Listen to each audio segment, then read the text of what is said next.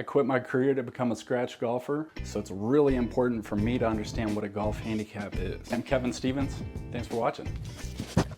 This is Hawker. So today we're going to cover golf handicaps, why they matter, give you an update on where I stand with my current progress, and then we're going to wrap it up with a really important tribute for me. What is a golf handicap? I had a basic understanding coming into this project. I didn't know exactly what a handicap was, how it was calculated, and I don't think most people do. The main thing I found about a golf handicap is it makes the game really fun and it allows you to compete against anybody. So here's basically how it works. Your handicap is calculated by looking at your last 20 rounds, specifically the best 8 rounds out of those last 20. And not only are your rounds taken into consideration, but also the course, so that adds a whole other variable. There's 2 measures for the course, the slope rating and the course rating. The course rating is what a scratch golfer would shoot, and it ranges from like 67 to 77. The slope rating takes into account how an average golfer would compare to a scratch golfer. The range between that is 55 to 155. Golf handicaps typically range from 0 to around 36. 0 being a scratch golfer, which is exceptional, top 1.5% in the world. To the other end of the spectrum of the 36 is probably a beginner golfer who's serious enough to take a handicap. So a golf handicap is a measurement of how good of a golfer you are compared to others using the handicap system that accounts for the course rating and the slope rating. Anybody close to 0 is going to be a very good golfer. And then the pros, of course, they're at a whole other level. Those guys will beat a scratch golfer by 5-6 strokes. So why is a handicap useful? Scotty Scheffler mentioned last week that he still plays against a lot of his buddies who are not nearly as good as him. You know, I still love cutting up with my buddies on the weekends and playing money games and gambling. And you know, I played last weekend, and one of my buddies who is not a very good golfer, he's like a 10 handicap, you know, he beat me in our side bet for the day. And, you know, I was talking with Phil, and that's kind of one of the great things about golf is, you know, I can go out with a guy who's going to shoot 90 and I can give him enough strokes to where we'll have a good competition. And that's what I think is so fun about the game of golf. And so, yeah, I mean, he holed a bunker shot on 18 to win. I got out of the way because I thought he could potentially shank it, and he ended up holding it. So it was kind of one of those, you know, it was pretty fun. You know, I didn't like losing, and I handed me the money, and then I told him, I was like, thanks, man, now I got to go play golf tournament next week. So I appreciate the confidence boost. Just lost to a 10 handicap, you know. So when you keep a handicap, you can discuss with your friends prior to the round how many strokes each person wants to give them based on their handicap. Sometimes that's a little more negotiable than others. For me, I really like keeping a handicap because it makes every single round I play important. It makes the game far more fun. And the coolest thing is it allows you to play with anybody and make it competitive. I keep mine on thegrint.com. The Grint keeps tons of statistics and you can go back and review those. The Grint is awesome. I'm gonna put my hat on. It's my new hat. The coolest thing about this hat is that there's no logo. It's waiting for somebody. Sub 70?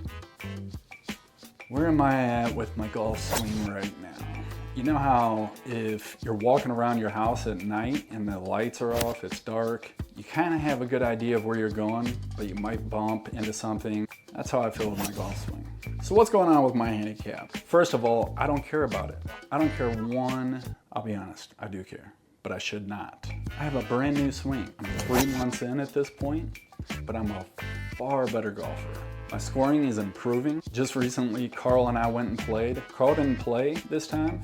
Every other time in the past, we played together. He started out just observing and watching, and it was super awkward. And I started off playing horribly. We were through 5 holes, and I felt like I was wasting both of our time. Then he said something to me on the tee box. It was very simplistic. He just looked at me, and it was like everything within him said, "Kevin, you can do this. You've hit this drive." One of the most interesting things about that round, he wanted me to just focus on golf, not talk. When we play, I'm usually asking him about his family, about his job, how's everything going. And the dude actually just wants to focus on golf. I'm pretty introverted myself, so I think if I really do want to focus on golf, I need to not talk and I need to not worry about what we're going to discuss. And if there's any dead points in the conversation, I need to worry about golf. So we've discussed that a few times, and in that round, I decided to just let it go and focus on golf.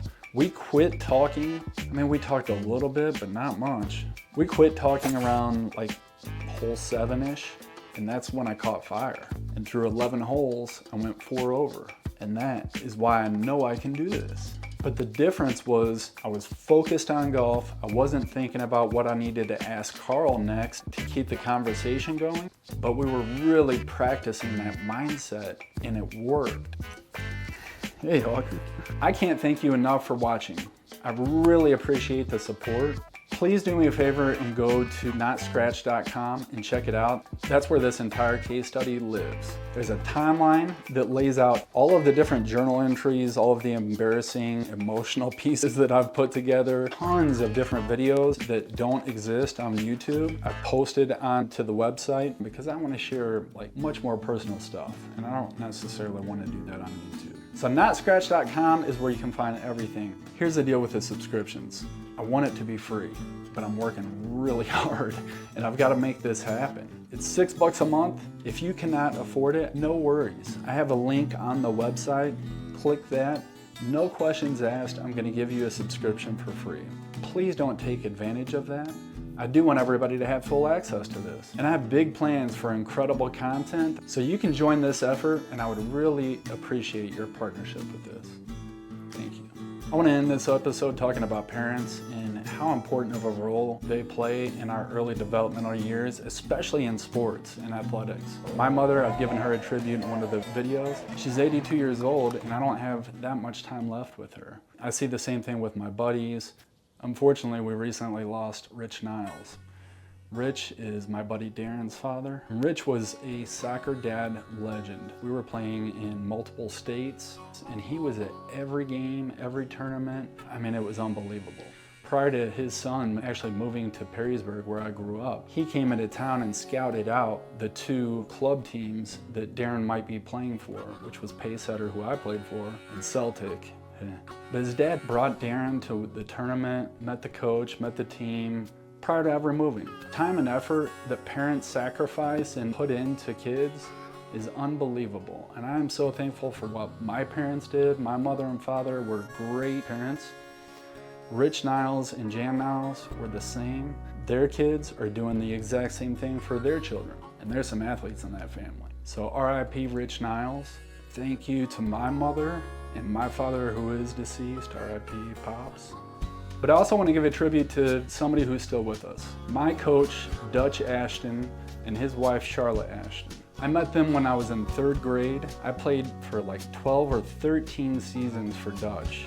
Dutch was like a second father to me, and so were the other dads who volunteered to coach us. So Gary Holfinger, Don Leary, and Dennis Ramsey. Thank you all so much. When I think back to that, the amount of time and effort that they put in to coach us, teach us, train us, and to be mentors and to be impactful on our lives, thank you. Thank you so much. And thank you if you're doing it for your kids. We had a really tight-knit group, and that was an incredible experience.